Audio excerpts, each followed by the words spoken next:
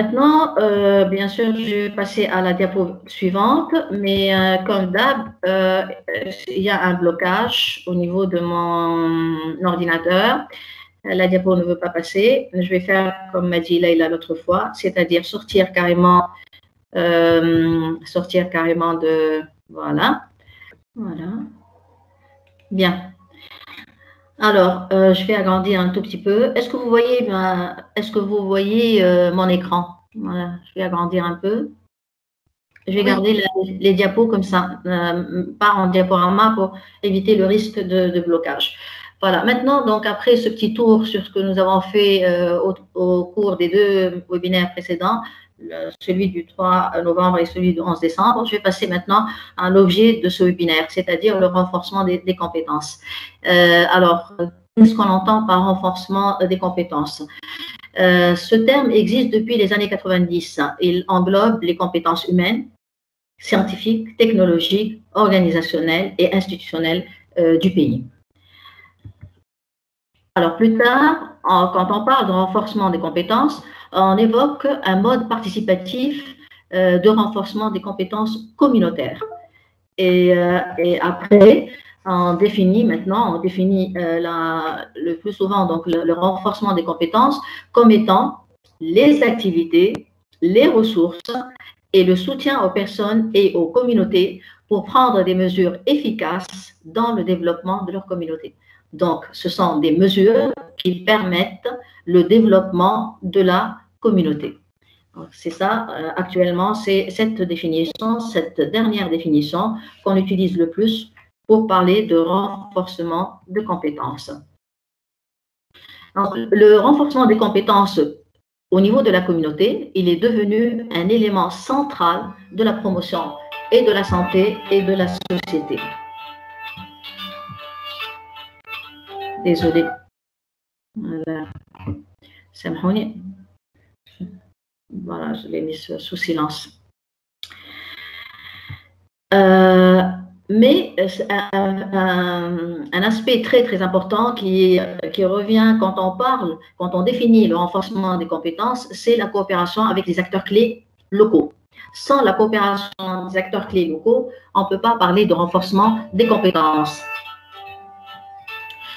En effet, l'engagement des acteurs clés dans le renforcement des compétences, il est indispensable pour pouvoir provoquer des changements communautaires, pour pouvoir bien sûr promouvoir et développer la communauté dans son ensemble.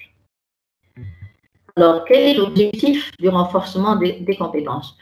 Le premier objectif principal ou général, théorique, du renforcement des capacités, ou des capacités ou des compétences plutôt, c'est de donner aux communautés ou aux groupes des acteurs qui représentent les communautés les moyens de définir, d'évaluer et d'agir sur les questions qu'elles jugent pertinentes et d'ancrer durablement les programmes sociaux et de santé au sein de la communauté.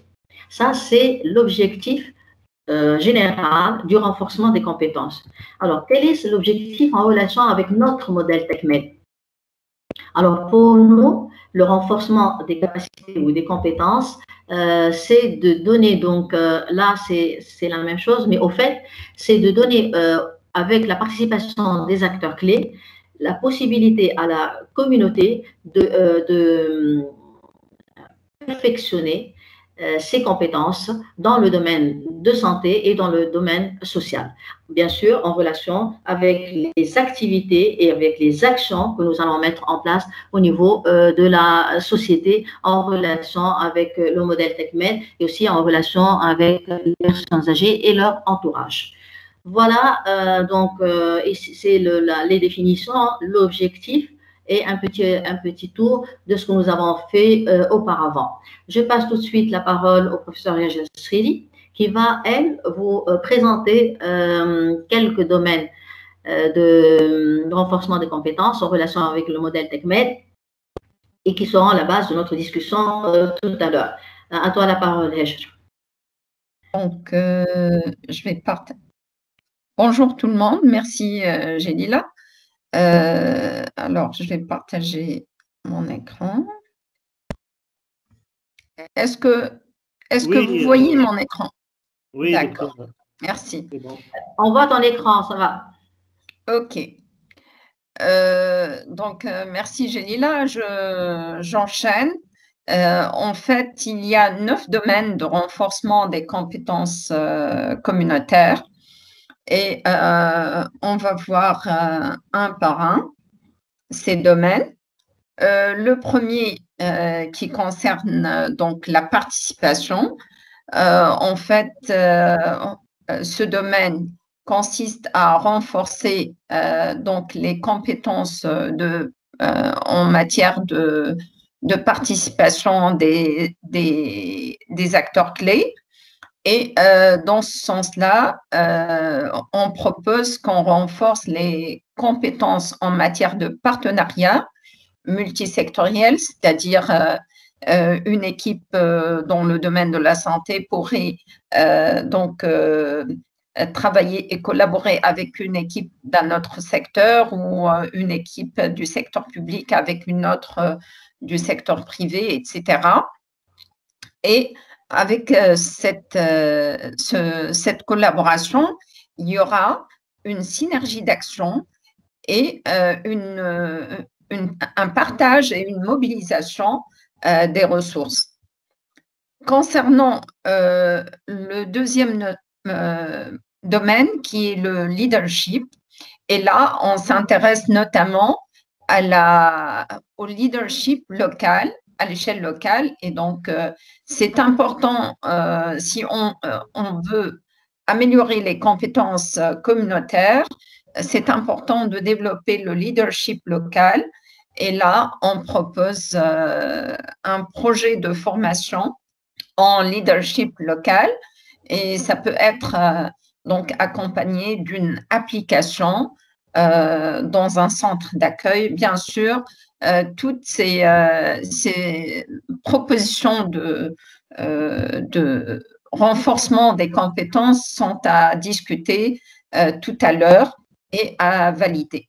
Et si vous avez bien sûr d'autres propositions, n'hésitez pas. Le troisième domaine, donc c'est celui qui concerne la construction des structures organisationnelles habilitantes. En fait, c'est important que les différents acteurs clés se réunissent et qu'ils travaillent en réseau. Et là, je propose le renforcement en matière de partenariat et de travail en réseau multisectoriel qui peut être aussi en ligne. Et d'ailleurs, dans le cadre de ce projet TechMed, il y a la mise en place d'une plateforme qui sera utilisée par différents acteurs pour atteindre donc l'objectif de ce projet. Le domaine suivant qui concerne l'évaluation des problèmes, et là, on vise l'amélioration des compétences en termes d'évaluation des problèmes et pourquoi pas des formations en matière de planification et de mise en œuvre des actions pour promouvoir la santé des personnes âgées vulnérables ou à risque d'exclusion. Le domaine suivant, il concerne la mobilisation des ressources. Donc, c'est important qu'une communauté ait les compétences nécessaires pour pouvoir mobiliser des ressources. Et dans ce sens-là, on propose de renforcer les compétences pour l'obtention de fonds tels que comment rédiger un projet de recherche en gériatrie, les techniques de communication en général et puis aussi il y a un art, comment communiquer avec un bailleur de fonds. C'est juste des exemples, mais il y a plusieurs thèmes qui peuvent donc être intéressants dans ce cadre-là. Le domaine suivant, donc, il concerne l'amélioration de la conscience et de la conscience critique. et de la réflexivité. En fait, c'est important à chaque fois qu'on fasse une action de voir, d'analyser, d'avoir l'esprit d'auto-analyse et d'autocritique en vue d'améliorer nos activités. Et dans ce cadre, on propose donc le renforcement des compétences en matière d'auto-analyse et d'auto-organisation, telles que en vue d'améliorer donc les activités telles que la prise en charge sanitaire, la prise en charge sociale, etc. Le domaine suivant, en fait, là, je l'ai mis, mais c'est à discuter. J'ai pas vraiment proposé. Nous n'avons pas proposé de formation dans ce cadre-là, mais c'est possible de discuter cette dimension. Elle concerne donc la création d'une relation équitable avec les autres acteurs. Donc là, c'est l'équité dans les relations, c'est-à-dire, par exemple, ne pas ignorer un acteur parmi d'autres et que c'est important d'avoir un partenariat solide et une coalition,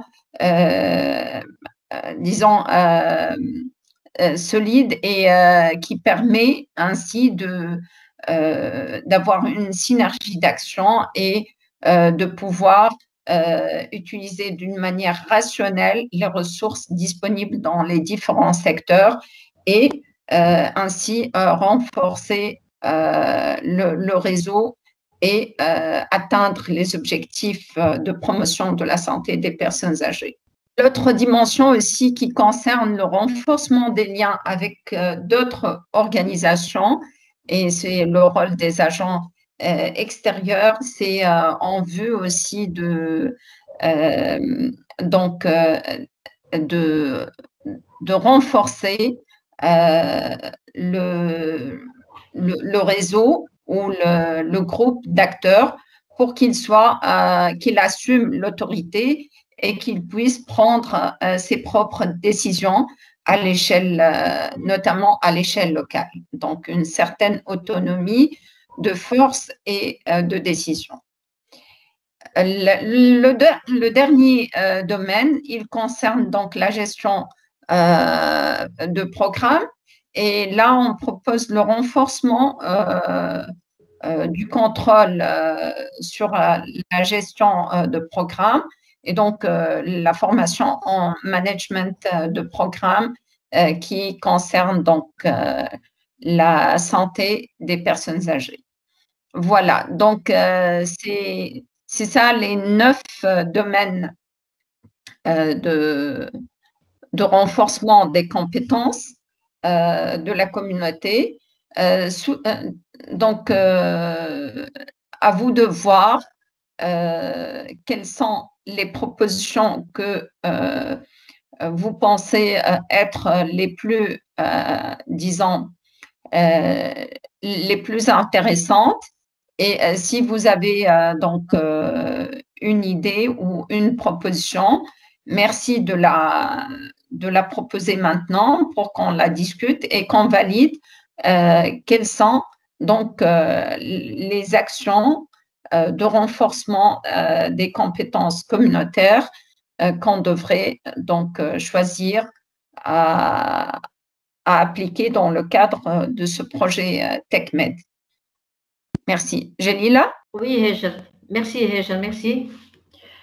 Très bien. Donc, nous allons commencer maintenant la discussion, reprendre les domaines que nous proposons en matière de renforcement des capacités. Mais avant, j'aimerais bien dire bonjour à ceux et celles qui viennent de nous rejoindre. Alors, nous allons reprendre un peu les domaines des compétences, de renforcement des compétences. Oui, allez-y. Jelila, vas-y. C'est moi.